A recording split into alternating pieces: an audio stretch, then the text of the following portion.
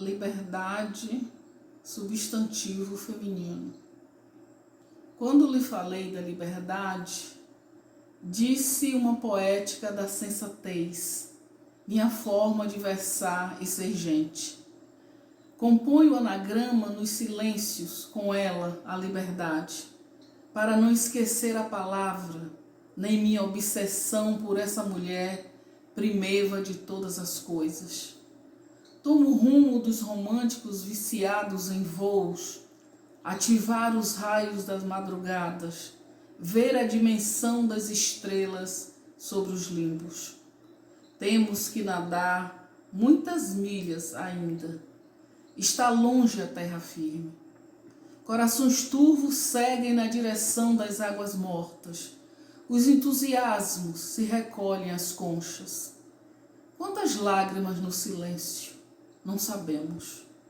Sei que jardineiros esqueceram como cuidar das rosas, que nenhuma voz sublime dirá aquela canção onde os filhos morriam depois dos pais. Poucos dirão a palavra livre, a palavra vida. Dizem que sou boba por insistir nessa rima, pois os ventos profetizam o fim desse sonho que é meu e dos passarinhos. Ainda há sorriso nas fotografias, eles vivem, mesmo amarelados nos álbuns esquecidos. E sempre vivas nascem entre pedras hostis. Vamos beber as vontades vivas, clamando pelos tempos de liberdade que precisamos fazer. Façamos. Ser livre é não ter medo.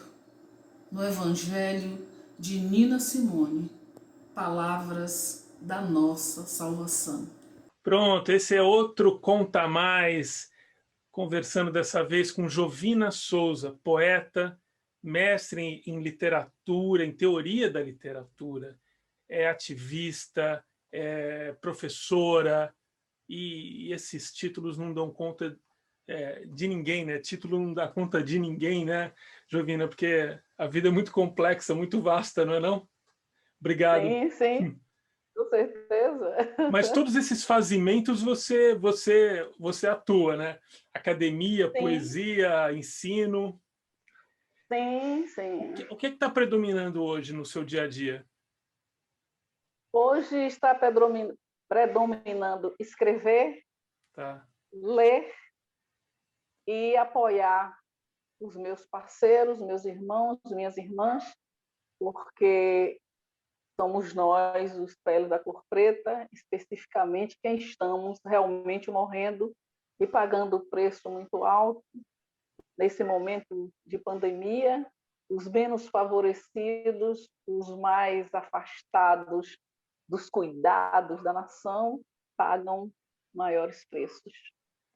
Então, eu estou sempre nesse trabalho. Nesse momento, reclusa, sou paciente de risco e não estou querendo pegar picula com vírus. Então, fico em casa, não quero encontrá-lo, não quero ver para crer, eu já acredito.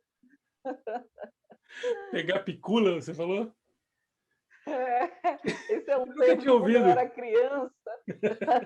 Quando você era criança, tinha esse termo, vamos brincar de picula, que é o famoso pega-pega, né?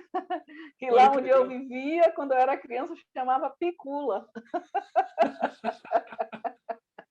Sensacional. Jovina, essa sua preocupação com as pessoas de pele preta no Brasil, ela está nos seus versos, está em todos os seus livros. Eu vou falar do Agdá, em 2012, que é um livro que eu não conheço, mas conheço um pouco do Levante da Fênix, que é o mais recente, que você lançou. Tenho esses dois presentes que você me deu, né? O Amor Não Está e O Caminho das Estações. Jovina, que eu conheci, tive a sorte de conhecer pessoalmente, numa feira do livro em Marechal Deodoro, Alagoas, onde tive a sorte de ouvi-la recitar versos, emocionar meninas que estavam te ouvindo lá, sobretudo eu lembro dessas meninas,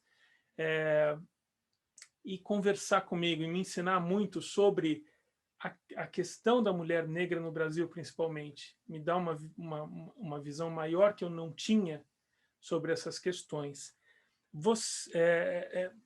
Como é que você acha que está chegando mais, que está ajudando mais, que está sendo mais ativa? É pela poesia mesmo? André, a poesia, eu vou lançar mão dela muito tardiamente.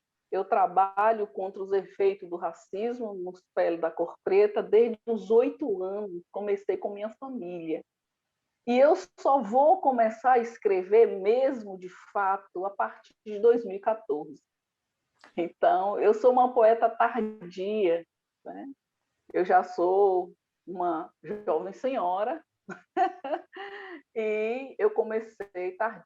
E eu lancei mão desse ofício e assumi depois daqueles eventos lá na feira, porque foi exatamente lá que eu percebi a força do texto negro, a força do texto que é construído para dialogar com essa população solitária e enredada no silêncio, e que sofre muito uma dor profunda com suas identidades agredidas, com suas identidades diminuídas e humilhadas no cotidiano da cultura brasileira.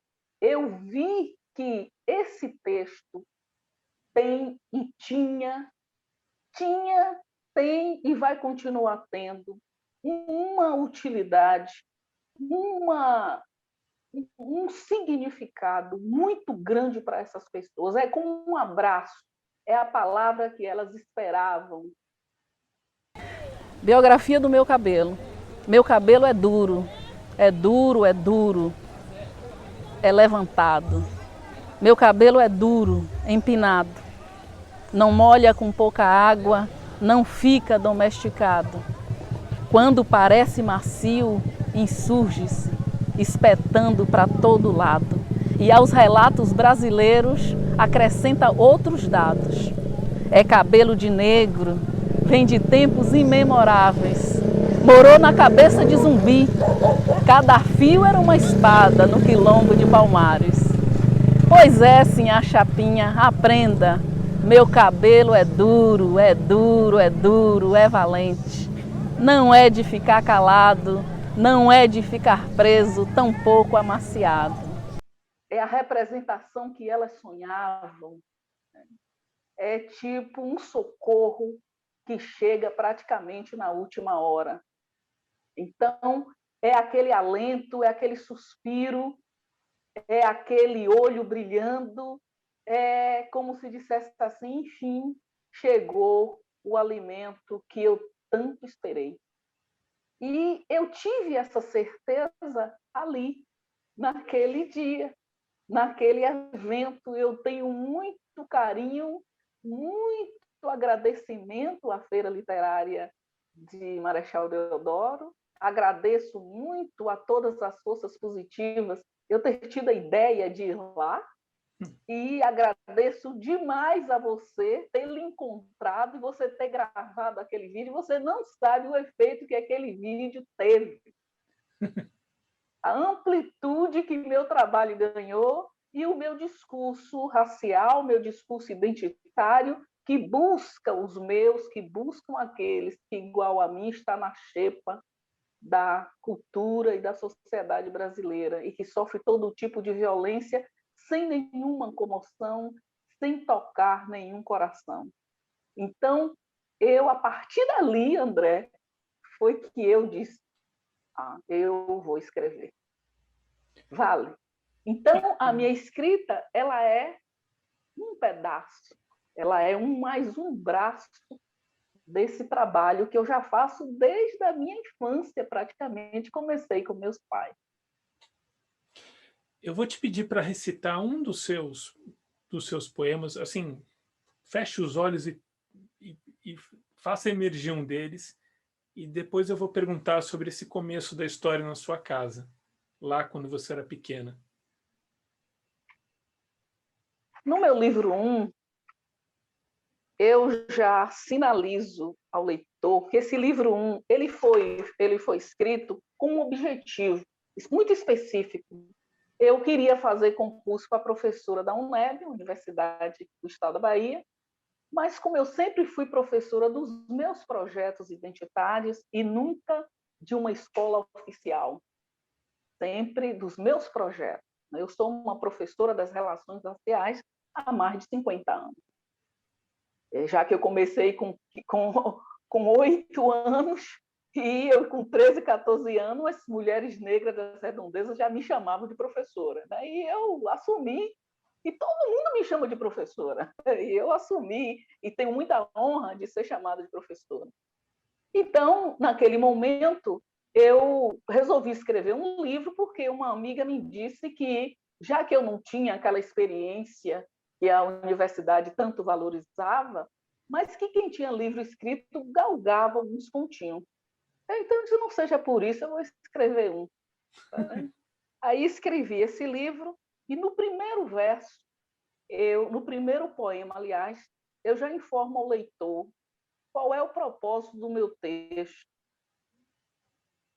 E escrevi esse poema chamado Destino de um Verso.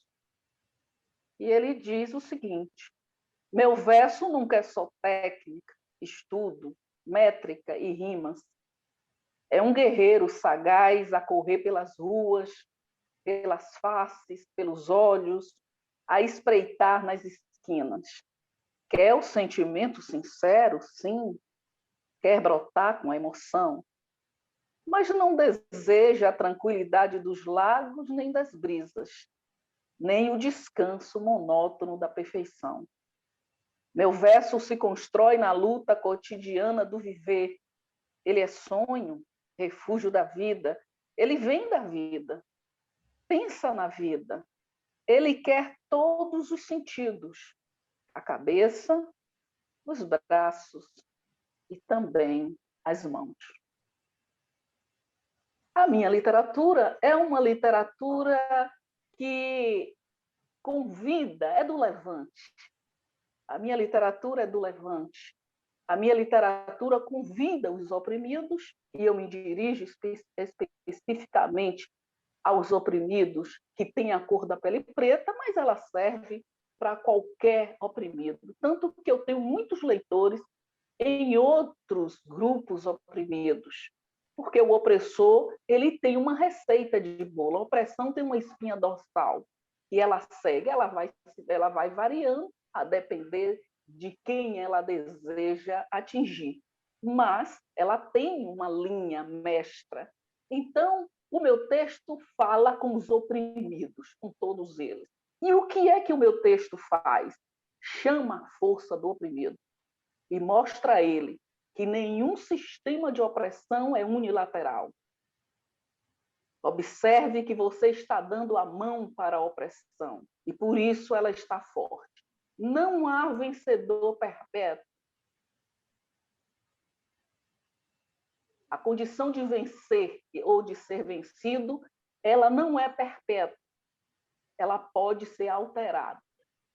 O que existe é um opressor que está achando mole. Ele não está achando um oprimido preparado, fazendo a luta adequada. E isso se dá em todas as circunstâncias, que seja na família, que seja na rua, que seja no racismo, que seja no machismo. Todo opressor é narcisista, todo opressor tem seus pontos fracos, porque ninguém é 100%. O discurso de que é o todo-poderoso, que pode tudo, é um discurso do medo. Ele constrói esse discurso para ver se você come a pilha. É muito consciente tudo, né? E ao mesmo tempo visceral. Estou longe de ser, ainda não sou, de repente teria a sorte de ser um dia um estudioso da sua obra, mas dá para intuir, talvez, que não tem separação entre pensamento racional e vivência, né, no que você traz. há um pensamento construído, há uma linha de pensamento. Talvez venha, não sei, vem dessa menina de 8 anos que já atuava como professora e reforçada pela pesquisadora, né? Imagino. Estou pirando aqui, você vai me corrigindo. Mas não deixa de trazer essa emoção e que me parece muito mais próximo da verdade, que essa separação de racional e emotivo não existe, né? Entende? Então, a minha literatura, ela sinaliza bem isso, que você não vive vários mundos, você vive um mundo com várias perspectivas, com várias cenas, formado por vários atos, por vários modos de pensar, por vários modos de fazer as escolhas. A literatura é um texto planejado por um sujeito que tem expertise em pensar, sentir e lidar com a linguagem. Nada no texto literário é por acaso. Essa história de dizer que o escritor não sabia, não teve a intenção, isso foi ele que criou, para tirar o dele da reta, claro. Sempre que for possível, ele esconde. E a literatura, e a teoria da literatura, os teóricos, eles entraram nesse conchavo. O escritor, ele é um sujeito que tem erudição.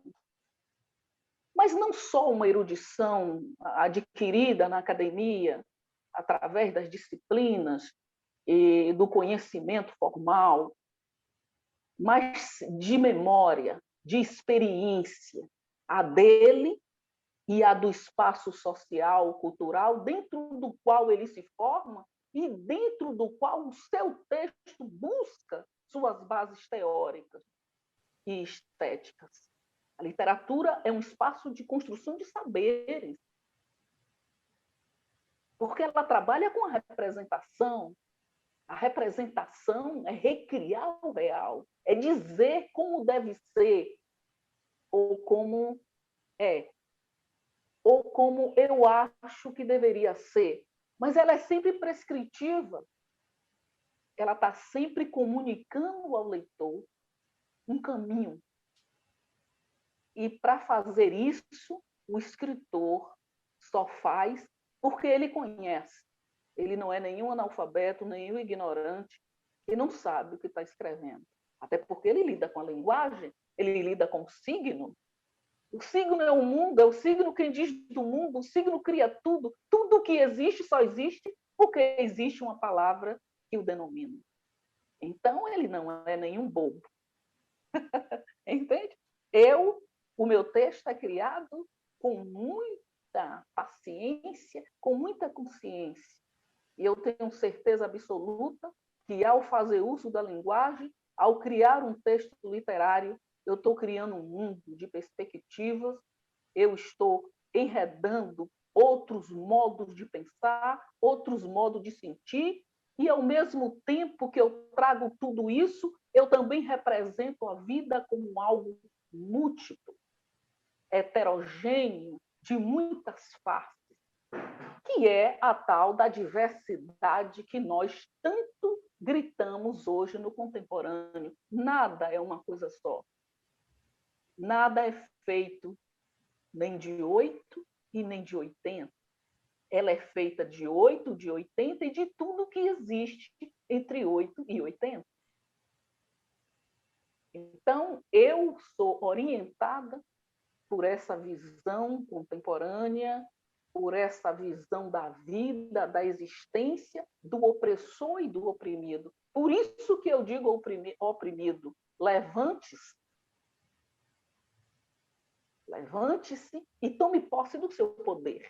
Por isso a minha crítica muito contundente ao oprimido, mostrando a ele onde ele está fazendo o acordo.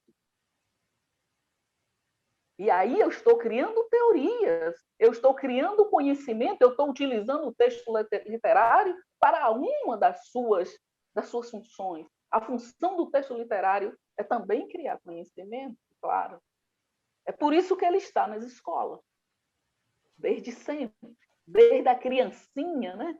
E já vai colocando lá os livros infantis, e são todos escolhidos de acordo com o saber, os valores, a estética, o entendimento do mundo que a cultura quer que aquele aluno seja formatado. Literatura de inocente não tem nada.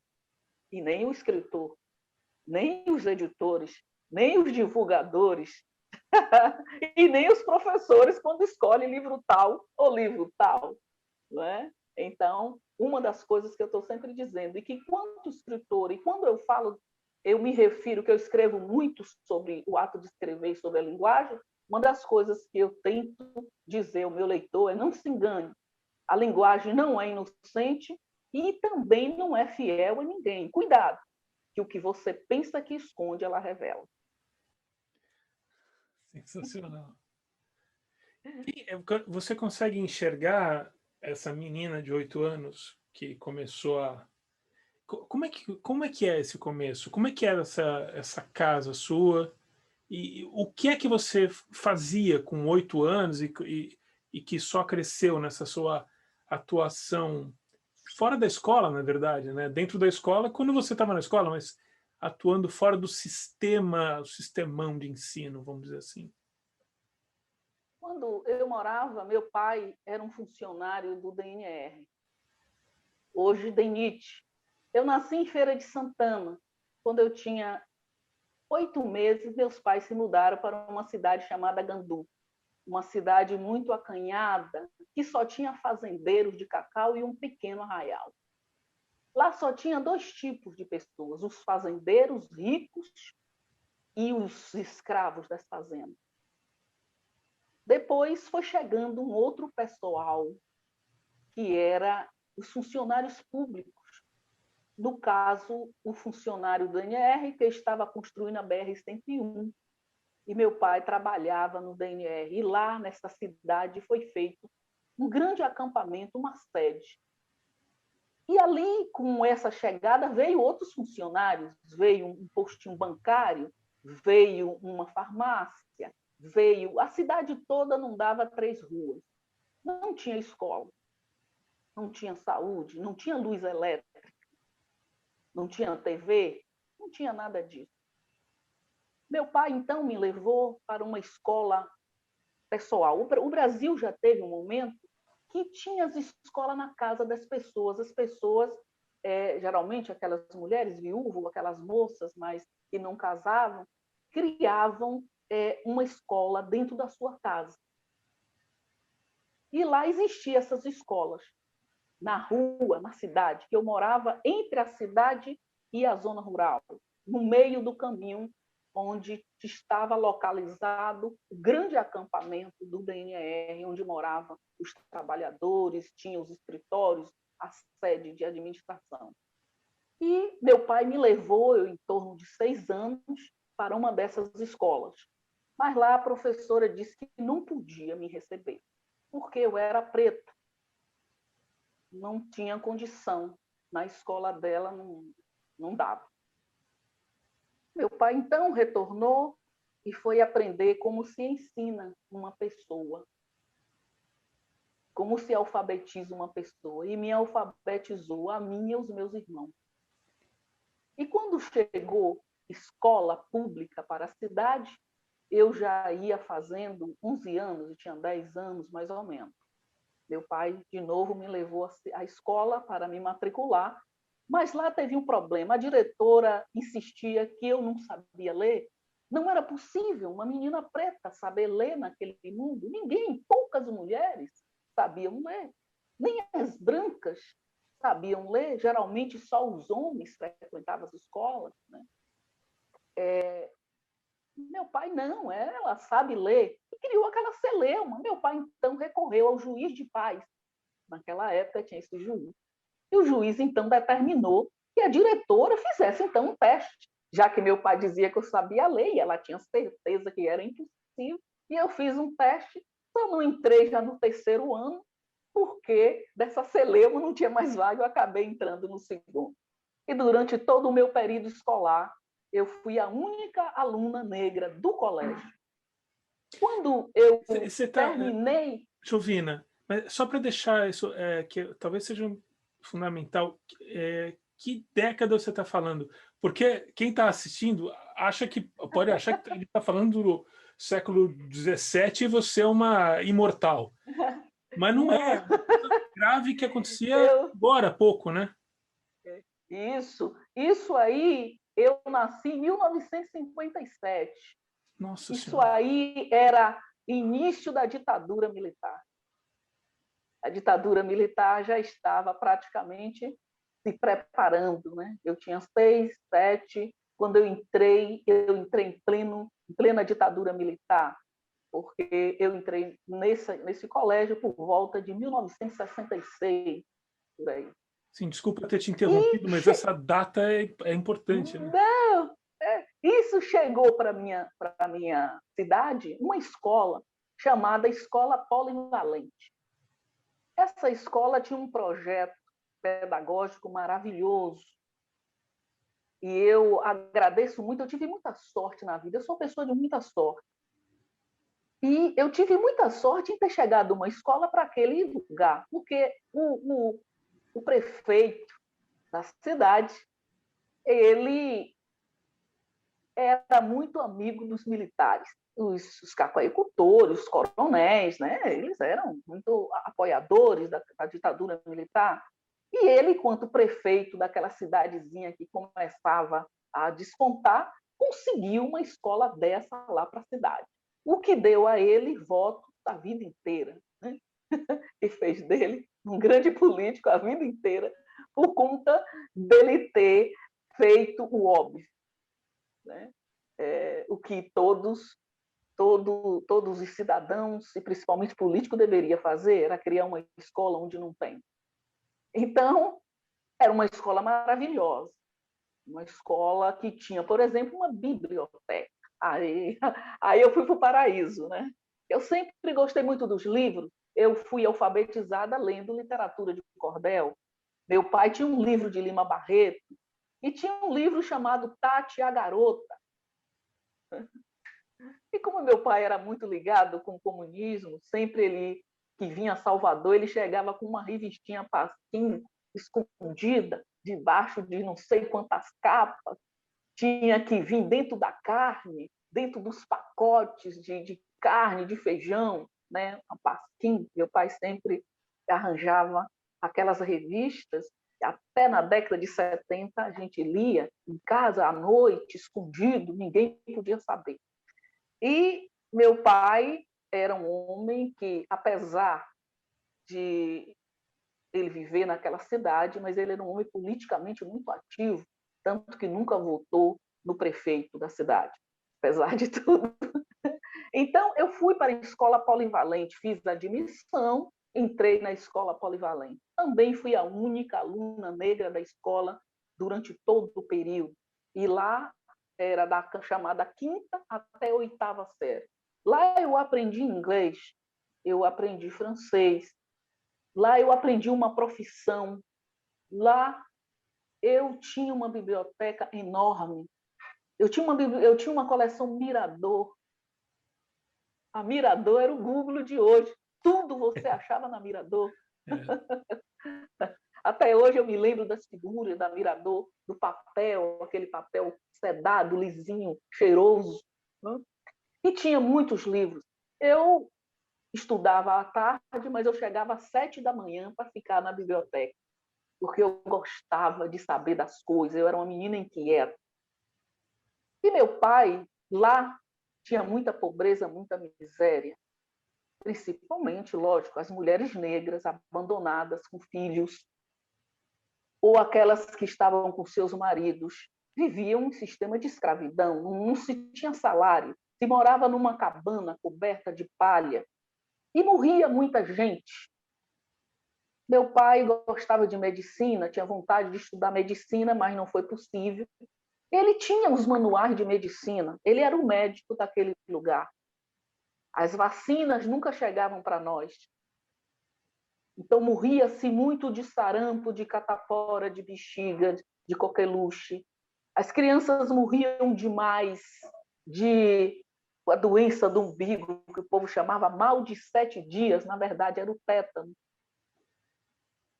E meu pai tinha horror à doença, horror à morte, e morria-se muito. Eu, durante muito tempo, quando eu era criança, eu não sabia, às vezes eu ficava na dúvida se eu estava viva ou se eu estava morta.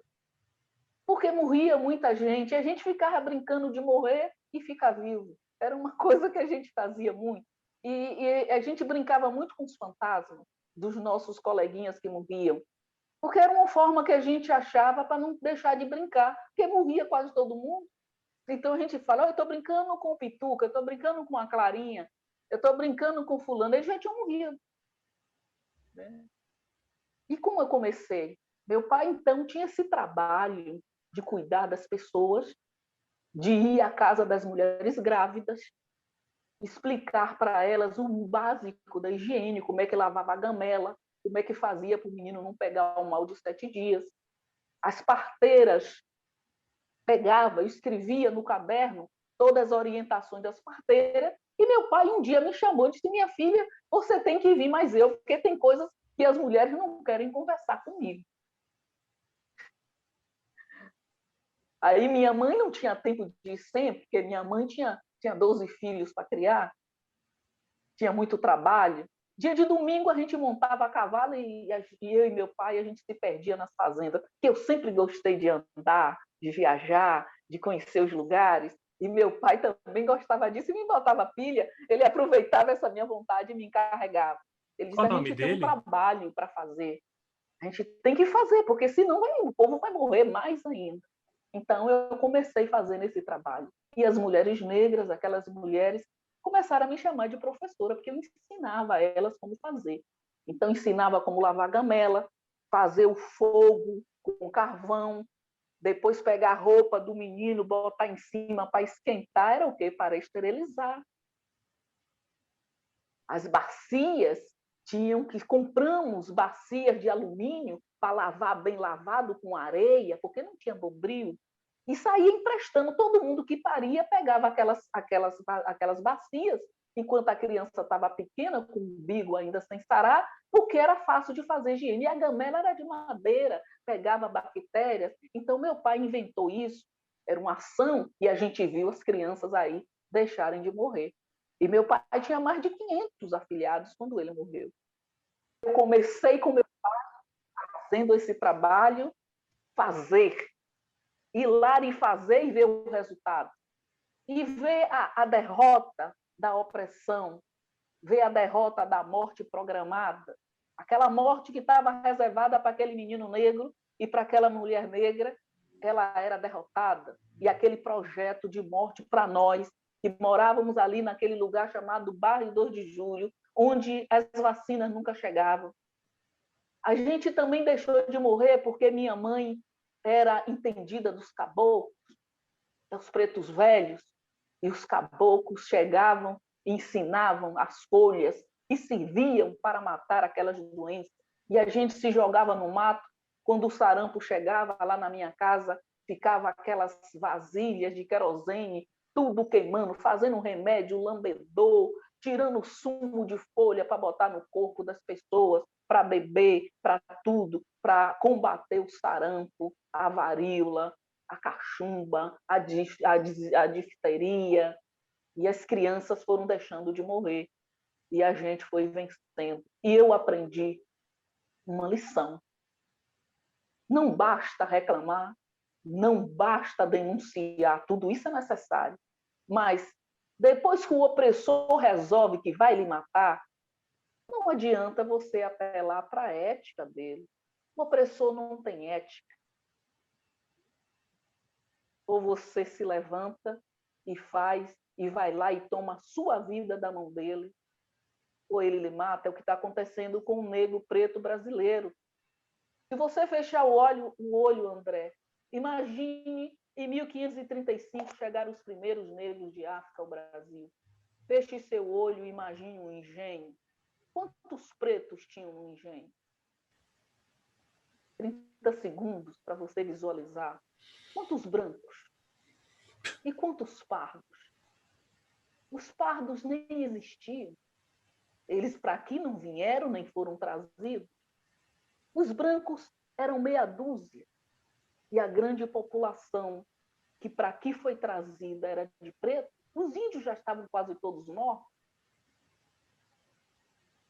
E hoje nós somos reduzidos a apenas 6% da população brasileira, mas somos 80% no chão. Nós estamos na miséria, sem escola, sem justiça, sem trabalho, sem respeito. Já no último fim da eliminação completa da cultura e da paisagem brasileira, assim como aconteceu no Chile, como aconteceu na Argentina, o que houve conosco, os peles da cor preta? Isso é uma coisa que me tocou a partir do momento que eu fui estudar na academia, pesquisar e entender profundamente as relações raciais no Brasil. Eu já tinha a prática, porque quando eu cheguei aqui em Salvador, ia fazer 18 anos, eu me filiei ao movimento negro e pouco fui às reuniões, porque eu já tinha mais de 10 anos de experiência de luta contra o racismo. Quando eu cheguei lá, eu vi que ali poderia estar tudo, menos um projeto de luta contra o racismo. Me levantei e disse a eles, nunca mais voltarei aqui, porque eu fui numa palestra, uma reunião, para discutir sobre a família negra, sobre a mulher negra. Todos os dirigentes eram homens e todos estavam agarrados com suas mulheres brancas. Então eu vi que aquele movimento não era para mim. Não estava ali um projeto de combate ao racismo, estava ali um projeto de alianças, escusas, e que ela vai se dar dos modos mais sutis, dos modos mais silenciosos, porque as relações raciais no seu país, no meu e no seu, ela se dá no fundo do silêncio. O silêncio é o grande vetor, é o grande protetor, é a grande força do racismo brasileiro. O segredinho, segredos de brancos, segredos de pardos e segredos de pretos. Os peles da cor preta, nada é dito a eles. Eles não sabem, são enredados numa tramóia. Uma trama de silêncio, de falsos saberes e de meias verdades. A história brasileira é falseada por todos os brasileiros, não só pelos brancos, não só pelos pardos, mas também pelos pretos. Ela é realmente uma grande obra de ficção. Mas os pardos e os brancos não são deuses para fazer tudo isso sozinhos. Eles fazem com a ajuda indispensável dos peles da cor preta. Aqueles que estão morrendo, os que estão na fila para morrer e os que presenciam, os que conhecem, todos calados. Nenhum opressor tem esse poder de dizimar um povo tão grande como o povo preto sozinho. Isso é uma coisa inconteste.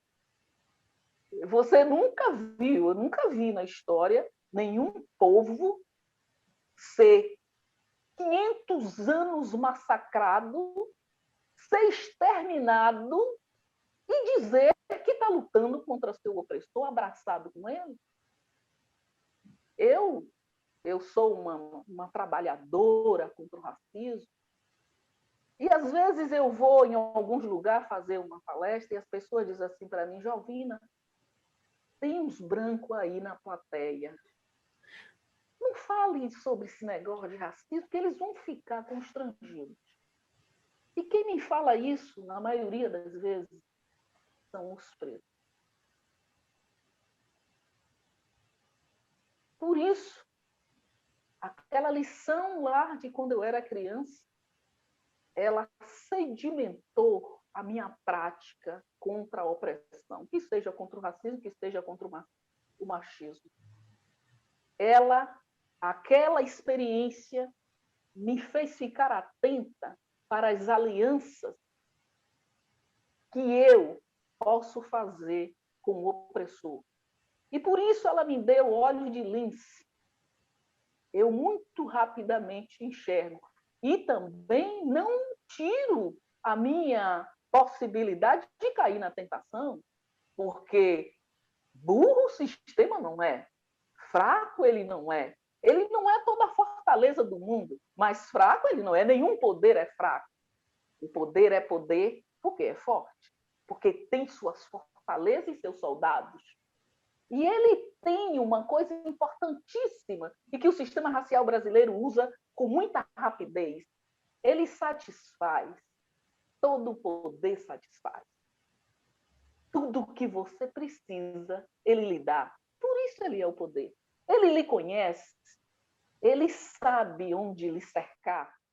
Ele sabe até sua reação, até o que você vai dizer, porque ele lhe estuda. É preciso conhecer para dominar e é preciso conhecer para libertar. Por isso que eu faço da minha literatura um espaço de saber. Porque se eu não souber onde o caçador está localizado, jamais farei um voo seguro. E eu tenho um caçador na minha cola. E o menino preto, a criança preta, a mulher preta, precisa saber quem é. É preciso dar nome ao racismo. A gente fala do racismo como algo de outro planeta, como algo subjetivo e distante. O racismo tem cara, ele tem cor, ele tem endereço, ele usa jeans, ele usa tênis, ele vai ao restaurante. Ah, mas o racismo é estrutural. As estruturas são formadas de gente, de pessoas. E nós estamos precisando dizer a verdade, criar uma história de verdades. Eu não sou a única. Ouvi a minha, ouvi a sua. Nós precisamos tirar a cortina das verdades da história cultural brasileira. É preciso dizer quem é, onde é que ele mora, o que é que ele faz. Quem são os racistas? O que é que eles fazem? Como é que eles agem? Isso é criar conhecimento. É ele que vai fazer isso? O cara, o poder vai fazer isso e me dá para eu combatê-lo? Para eu sair da mira, da bala? Se ele quer me eliminar, ele quer me matar. Como é que ele vai dizer, olha, Jovina, 1, 2, 3, se jogue no chão que você se salva? Ele não vai dizer isso. Ele vai criar um conhecimento para me enredar, para me emparedar, me levar para a morte. Se ele quer me eliminar. O projeto do racista brasileiro, ele objetiva se libertar, apagar, eliminar o pele da cor preta. Ele entende que nós somos uma mancha na cultura e na paisagem populacional brasileira. Ele almeja exterminar o nosso corpo, impedir que o nosso corpo se reproduza, exista e tenha vida. Ele quer olhar para as ruas brasileiras e não ver nenhum pele da cor preta, assim como os argentinos empreenderam esse trabalho e conseguiram vitória. A sociedade brasileira também está conseguindo. Eles estão ganhando, estão nos vencendo. Contudo, eu insisto ainda, enquanto tiver um único pele preta vivo, ainda há possibilidades. Ah, sim, não nos entreguemos. Não vamos ser nihilistas, dizer aos nossos jovens que eles não têm saída. Eu vejo muitos militantes, muitos intelectuais, brancos, pretos, de tudo quanto é cor, dizer o racismo é muito grande, ele faz a cabeça dos pretos, eles dominam os pretos, não resta outra saída para um jovem negro a não ser o crime, a não ser entrar no crime. Gente, você dizer isso a um jovem negro, que só resta a ele isso? Isso é o quê? Isso é um conchavo. Porque existem várias formas de matar. Essa é uma delas. Mentir, enganar, enredar para a morte. Usando a palavra. Tem... Né? Hein? Usando a palavra, né? A palavra que você está usando contra agora esse sistema.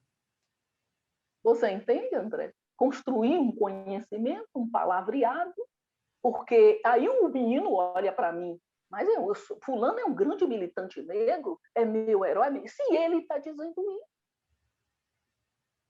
é porque não tem saída. Aí eu tenho ouvido muitos jovens dizer, porque eu trabalho com jovens há muitos anos, inclusive atualmente trabalho com o Projeto Aguidar, que está parado por conta da crise, né, daí do problema sanitário, e eu ouço uma coisa que me parte o coração, eu ouço o jovem dizer, professora, que eles me chamam de professora, eu prefiro viver 2 anos sendo patrão, comendo, andando na rua, de cabeça erguida. Eu prefiro viver 3, 4 anos do que viver o resto da minha vida sendo humilhado, espancado, sem poder sequer ir ao shopping, ser molestado, ser chamado de ladrão. Eu prefiro, porque não tem jeito mesmo. Então eu vou aproveitar, ou seja, aí eles aceitam a orientação e a oferta do racismo, o crime, as ilegalidades, para então aí criar-se a desculpa perfeita. E eu, como intelectual, a minha obrigação é fazer essa interpretação do real, onde eu vivo, e dizer a eles, o jogo é esse. E tem essa possibilidade aqui, porque eu não só faço a denúncia e mostro a violência, mas eu me concentro muito nas saídas. Eles precisam saber onde está localizado o caçador e por que ele está lá. E quem está alimentando esse caçador. Mais do que isso, eles precisam saber como traçar uma rota fora da sua mira. Esse é o conhecimento que eu acho que o oprimido precisa. E aquele intelectual que se diz defendê-lo e que se diz ser o intérprete do real para ele. Esse intelectual tem a obrigação de criar um conhecimento novo, e o conhecimento novo, no meu entendimento, é aquele que aponta saídas e não o que deixa ele imobilizado na vitimização e no discurso de superioridade do opressor.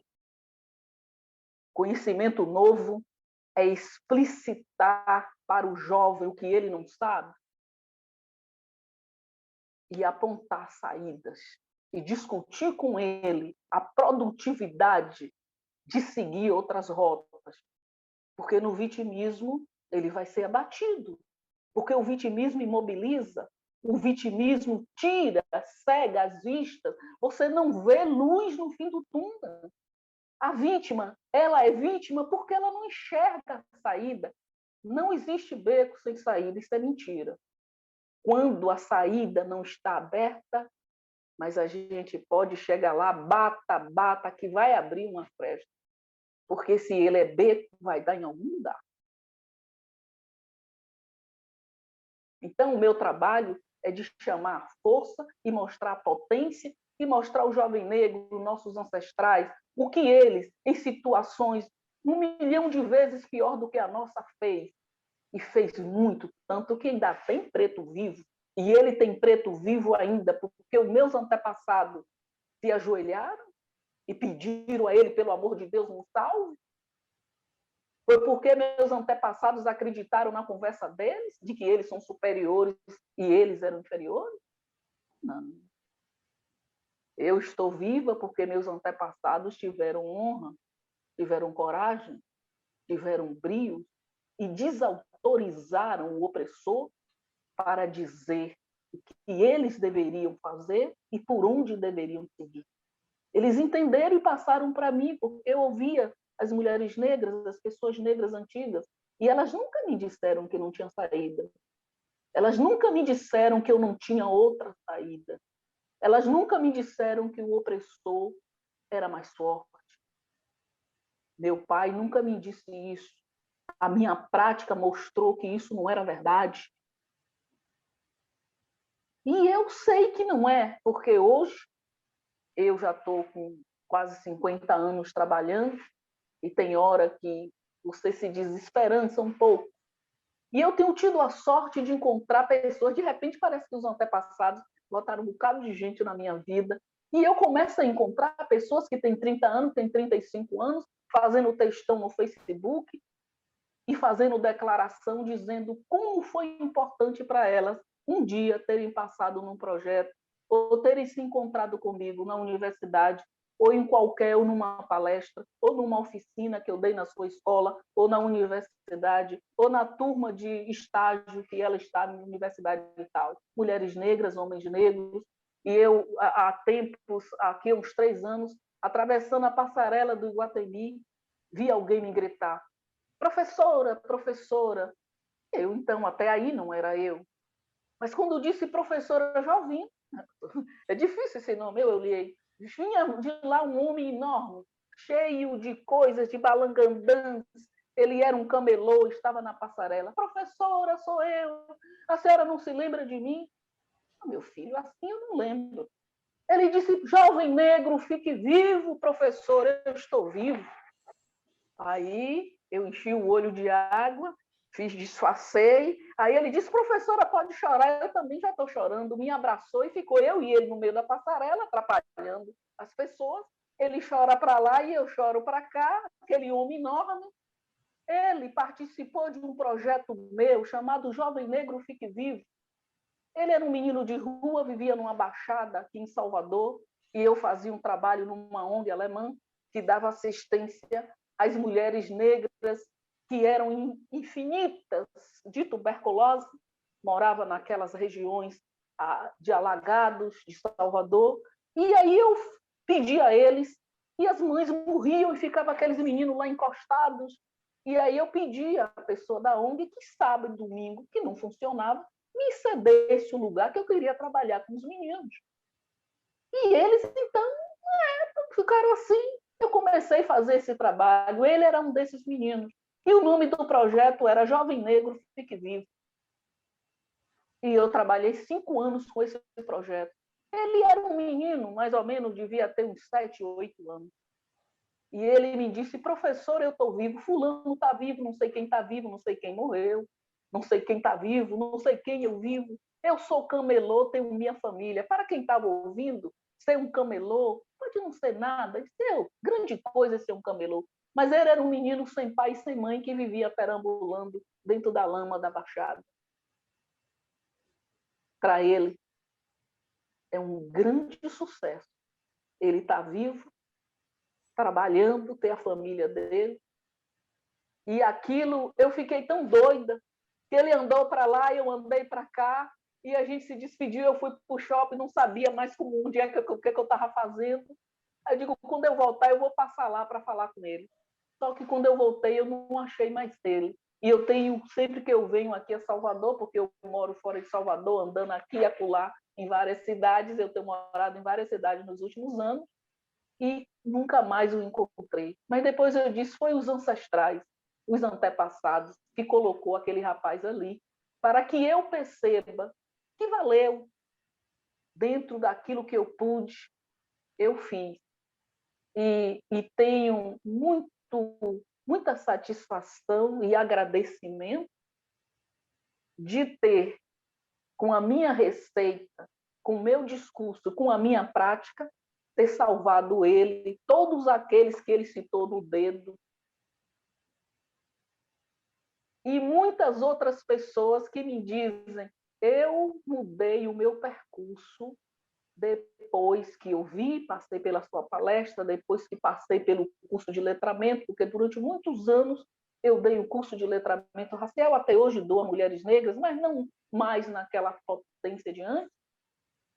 E eles encontraram um caminho e conseguiram se sair. Por isso eu tenho hoje, então, plena certeza de que eu posso não estar no caminho mais certo, mas no errado também não estou.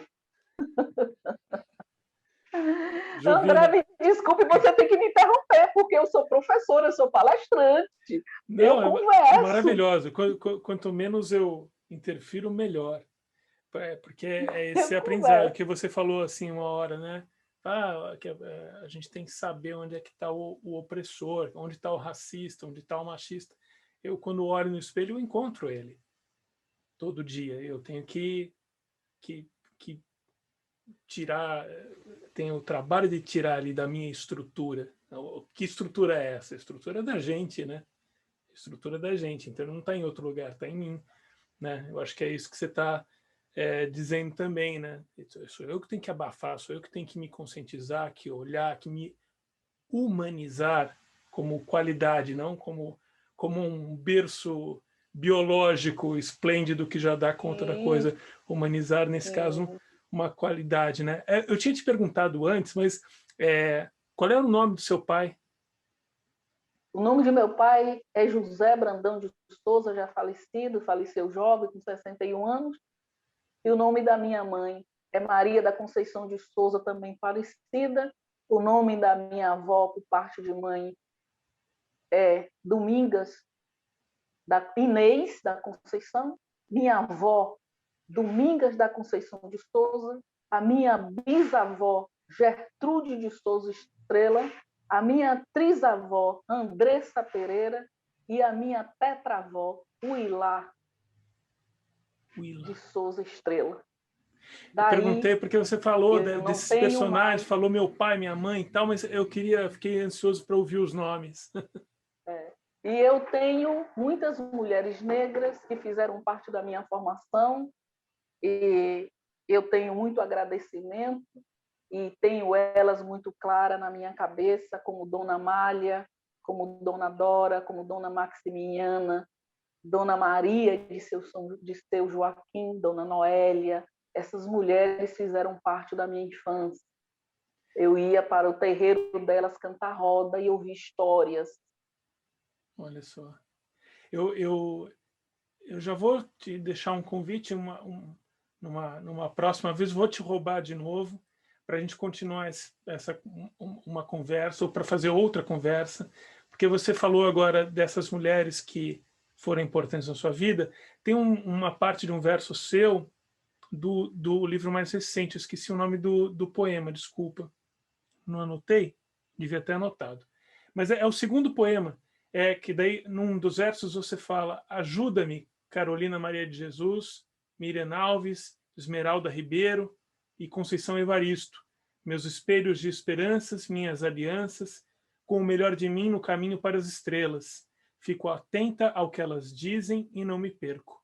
Essa é uma parte do poema, versos seus, e uma hora a gente vai, se você topar, a gente faz um outro programa para falar dessas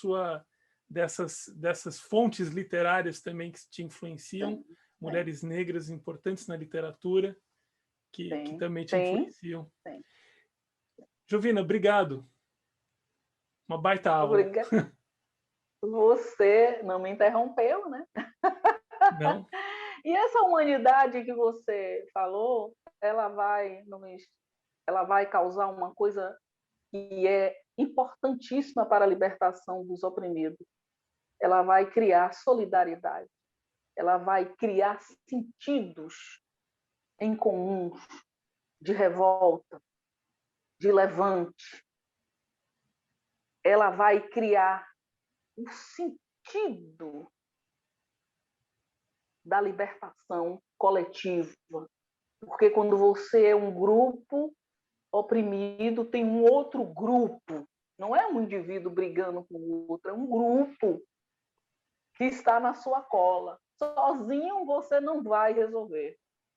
Porque ele logo lhe tira e lhe destrói. Porque ele tem o poder, ele lhe isola. É como eu estava conversando hoje com um conhecido meu, ele usou a metáfora, a gente falando de literatura e tal, ele usou a metáfora de Cabral de Melo Neto, com o poema que Cabral tem, que fala dos galos da madrugada, que os galos têm que cantar e tal, junto, né? Então eu disse a ele, beleza. Para Cabral, beleza.